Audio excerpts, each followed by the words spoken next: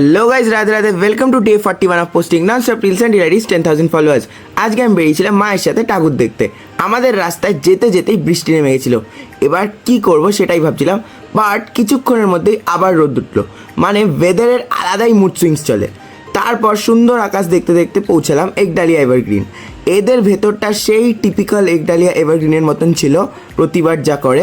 এই মুড সুইংসওয়ালা ওয়েদারে চলাকালীন আবার বৃষ্টি নামলো, দিয়ে আমরা পৌঁছালাম সিঙ্গি পার্ক। বৃষ্টি হয়ে যাক, কিন্তু প্যান্ডেল তো দেখবই। সিঙ্গি পার্কের ঠাকুরটা খুব ভাইব্রেন্ট আর সুন্দর হয়, আর এখানের ওষুধটা একটু বেশিই ফ্লেক্সিবল ছিল। তারপর আবার চলে গেছিলাম হিন্দুস্তান পার্ক। আমি কালই দেখেছি, বাট নেভার মাইন্ড। আমি কনফিউজ পেছনে ওটা কি বলো, তুমি ওটা কনফিউজ। কাঠের পুতুল খেলা দেখছিলাম, তার মধ্যেই জোরে করে বৃষ্টি নামলো। এখানে পুরো কাক ভেজা ভিজে গেলাম এখানে, ধুর। তারপর গেছিলাম ত্রিধারা। পাহাড়ি মন্দিরের থিমে করা প্যান্ডেল ছিল ওদের, বাট এটা রাতে দেখতে আরও বেটার লাগতো। তারপর খুব খিদে পেয়েছিল, তো আমরা চলে গেছিলাম খেতেই সাউথে অনেক ভিড় হয়ে যায়, আর মা এই ভিড়ে থাকতে পারতো না, তো চলে গেলাম সাউথ থেকে বেরিয়ে। দমদম পার্কে আমি একাই নেমেছিলাম, কারণ খুবই ভিড় ছিল।